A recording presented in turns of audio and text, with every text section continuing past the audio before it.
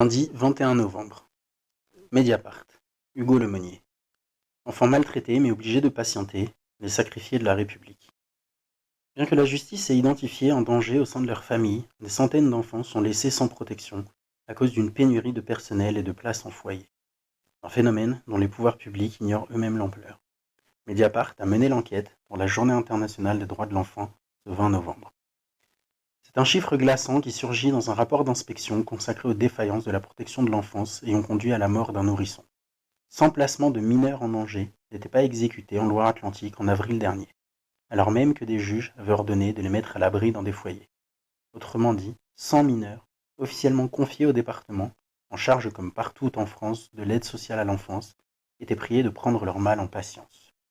Juge des enfants dans le département, Philippe Desloges confirme une justice engluée dans une gestion de la pénurie et confie son sentiment d'impuissance. Pour obtenir l'accompagnement d'un enfant par un éducateur, il faut attendre dans sa juridiction de Saint-Nazaire plus de 6 mois. Je reçois des signalements, c'est parfois un voisin qui s'inquiète, le pédopsychiatre qui m'alerte, et même des parents, c'est hallucinant. J'impose des décisions dont ils ne veulent pas, et c'est parfois eux-mêmes qui me demandent. Et quand est-ce que commence la mesure ? Si la Loire-Atlantique doit maintenant regarder en face ces chiffres inquiétants, c'est loin d'être le seul département avec un système de protection de l'enfance en plein délabrement. Mardi 15 novembre, la Défenseure des droits a annoncé qu'elle se saisissait d'office de la situation alarmante dans le Nord et la Somme. Placements non exécutés, prise en charge dans des délais pouvant excéder 6 mois. La protection de l'enfance dans de nombreux territoires n'est plus dûment assurée, écrit l'autorité indépendante.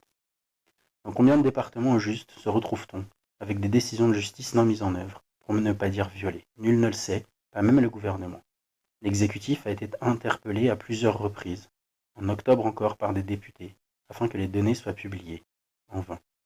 Le groupement d'intérêt public Enfance en danger, créé pour coordonner cette politique publique, nous le confirme, nous n'avons pas ces statistiques. En désespoir de cause, Mediapart a lancé en juin dernier un appel à témoignages auprès des adhérentes de l'Union syndicale des magistrats, organisation majoritaire dans la profession et classée au centre droit. Les réponses nous sont arrivées d'une vingtaine de tribunaux sur 164. S'il s'agit d'un coup de sonde, sans prétention scientifique, la plupart décrivent les mêmes situations. Délais d'attente qui s'allongent, manque toujours plus criant de moyens, et des enfants qui pâtissent de l'absence de structures adaptées. À Nancy, un adhérent de l'USM fait état dans sa juridiction de 32 placements non exécutés. Et depuis, je ne peux pas vous communiquer de délai de mise en œuvre officiel. Le service gardien ne communique pas à ce sujet. Après échange avec mes collègues, certaines ordonnances de placement provisoire non exécutées dateraient de plus de 4 mois. Les éloignements dont l'urgence est impérieuse sont ainsi reportés semaine après semaine. Ce n'est pas tenable. Du Haut-Rhin au Vaucluse, en passant par la Drôme, les magistrates que nous avons sollicités témoignent d'un même sous-investissement des départements dans les structures d'accueil, faisant écho au déficit de place qu'un rapport de l'Inspection générale des affaires sociales, IGAS, évaluait déjà à 10 000 en 2017. Certaines juridictions paraissent s'enfoncer toujours plus dans la crise. Le Maine-et-Loire, par exemple, dénombrait en mai 2022 plus de 160 mineurs en attente de placement, selon une source USM. La mise en œuvre du placement hors du domicile prend dans tout état de cause plus de 6 mois et régulièrement 1 an. En 2020, la Chambre régionale des comptes recensait déjà une centaine de mesures de placement en attente de mise en œuvre. À Châteauroux, Chartres ou encore Béthune, il faut aussi compter entre 6 mois et 1 an avant que se mette en œuvre une mesure d'action éducative en milieu ouvert, AEMO. Il s'agit de la forme d'intervention la plus fréquente dans la protection de l'enfance. Cette mesure judiciaire consiste à désigner une association missionnée par le département pour protéger les mineurs vivant toujours dans leur famille. 1 à 2 visites au domicile par mois, des échanges avec toutes les institutions en contact avec l'enfant, école, médecin, etc. Le tout résumé dans des rapports remis à la justice. À Saint-Nazaire, le chargé de mission de l'USM, Philippe Desloges, alerte. Ce n'est pas tenable. Dans ma juridiction, nous avons 200 mesures d'AEMO qui ne sont pas exécutées. 200 enfants qui ne sont pas suivis, alors même qu'on a identifié une situation de danger. Pour illustrer cette famille, le magistrat n'a qu'à reprendre son agenda de la semaine passée. Mercredi, j'ai vu un adolescent pour qui j'avais prononcé une AEMO en octobre 2021. Elle n'a commencé qu'à la mi-août 2022. On s'est vite aperçu que la situation s'était très dégradée. Pendant 10 mois, cet enfant s'est retrouvé seul avec une mère alcoolique. Il a dû se débrouiller pour ne pas sombrer, alors que nous étions supposés être là pour l'aider. Cela s'est soldé par un placement.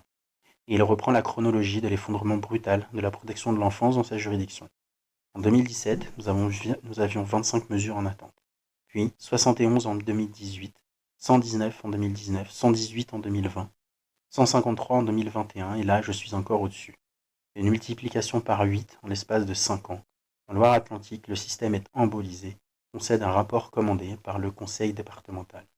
Un quart des mesures étaient en attente en 2020. Se révèlent ainsi les fractures d'un système qui s'appuie sur des travailleuses et travailleurs du social, grandes responsabilités et petits salaires, 1 400 € net en début de carrière. Empruntant le même chemin que l'hôpital, ces structures semblent être prises dans un cercle vicieux où les départs amènent à de nouvelles défections, analyse Philippe Desloges. Beaucoup sont en arrêt maladie, le métier lui-même n'intéresse plus grand monde, tout ça entraîne une perte de sens, tout est lié. Une loterie nationale. Les associations, fragilisées par la pénurie de main-d'œuvre, se savent incapables de mener à bien les missions qui leur sont confiées par le département. Nous sommes confrontés à une situation inédite qui s'aggrave de mois en mois. Absence de travailleurs sociaux, congés maternité, maladie, temps partiel thérapeutique, postes vacants suite à des départs, détaille l'une d'elles dans un mail envoyé à la juridiction de Saint-Nazaire en juin 2022. La pénurie de candidats, que cela soit pour les CDI ou pour les remplacements, est telle que nous avons 9,5 équivalents temps plein vacants de travailleurs sociaux sur l'ensemble du service. Contacté, le Conseil départemental de Loire-Atlantique souligne le financement, entre 2021 et 2023, de 780 mesures d'AEMO pour que toutes les familles bénéficiant d'une mesure soient effectivement accompagnées. S'agissant des placements, 233 places en établissement ont été ouvertes en 2021 et 2022, dont 30 places consacrées à l'accueil d'urgence. Environ 200 autres suivront dans les 2 ans à venir, affirme la collectivité. Au niveau national, le caractère inégalitaire de la situation est frappant. Un enfant en danger ne bénéficiera pas de la même protection d'un département à l'autre. Une véritable loterie nationale. Dans la Marne, par exemple, les mesures de placement sont exécutées sans délai, immédiatement après leur prononcé à l'audience. Il existe un délai de seulement 30 jours pour l'attribution des mesures d'AEMO, indique la section USM du tribunal de Châlons-en-Champagne. Il me semblait pertinent de faire remonter ces données qui démontrent que lorsque le département veut et finance, le département peut. L'un des cas les plus dramatiques demeure la Seine-Saint-Denis. Pour les mesures d'assistance éducative en milieu ouvert, AEMO, les services sociaux y affichent 11 mois d'attente. Au lieu de 13 il y a peu, rapporte l'organisation syndicale. Ce délai va jusqu'à 18 mois pour certaines associations. Tandis qu'à Paris, de l'autre côté du périph', ils n'ont que 2 à 3 mois d'attente. Pour ce qui est des AEMO renforcés, il faut compter 18 à 2 ans d'attente. Nous n'en donnons même plus. Myrtis Vinas-Roudière, juge des enfants à Bobigny, adhérente pour sa part du syndicat de la magistrature, classée à gauche, confie la honte qu'elle ressent à la sortie de certaines audiences. La situation est désespérante, c'est extrêmement violent d'être sans cesse confronté à des enfants pour qui on a décidé de mesures sans que rien ne se passe. Réunis en intersyndical, les représentantes du personnel de Bobigny décrivent un tribunal pour enfants au bord de l'implosion en raison d'une pénurie de greffiers. À l'heure actuelle, un poste de greffier sur 2, soit 9 sur 18, est vacant.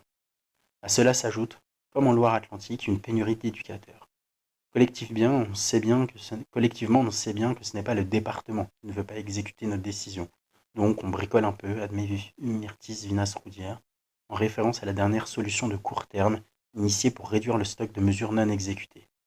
Une équipe d'une association parisienne, Olga Spitzer, est supposée se mettre sur pied pour sillonner la Seine-Saint-Denis à la rencontre des familles toujours en attente. Et même à Paris, là où les services de protection de l'enfance sont supposés être bien lotis, les associations doivent faire face aussi à une pénurie de personnel. D'un côté, on a moins de moyens humains. De l'autre, on nous demande d'être plus vigilants vis-à-vis de la maltraitance et de consacrer de plus en plus de temps au dossier, constate Arnaud Gallet, directeur général d'Olga Spitzer. Cela crée une surchauffe. Des carences qui profiteraient à des parents maltraitants. La surcharge d'activité s'accompagne dans certaines juridictions d'un climat de défiance entre acteurs, déjà pointé par la Cour des comptes en 2020. En Isère, par exemple, une source syndicale décrit un système opaque, où les juges sont maintenus dans l'ignorance. C'est à l'audience qu'on comprend que le placement n'a pas été exécuté. Alors on vérifie, on n'a reçu aucune note du département.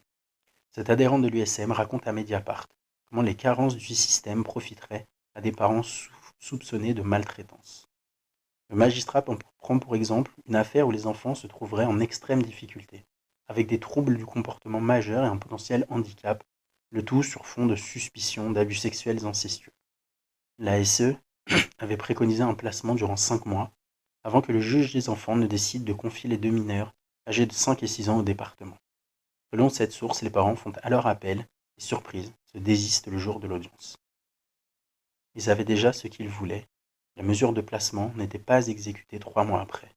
De fait, cela ne sert à rien de venir à l'audience et de débattre. Au fond, ça donne l'impression que l'autorité judiciaire en fait un peu ce qu'on veut.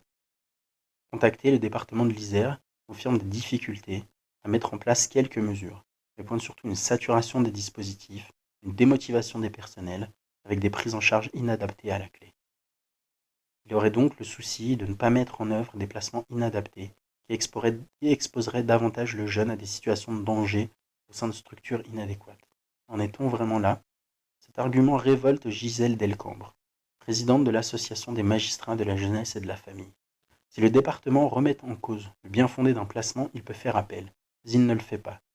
Il se contente de ne pas exécuter les décisions de justice, ce qui est extrêmement grave sur le plan démocratique, estime cette juge des enfants au tribunal de Lille, juridiction elle aussi en crise depuis plusieurs mois.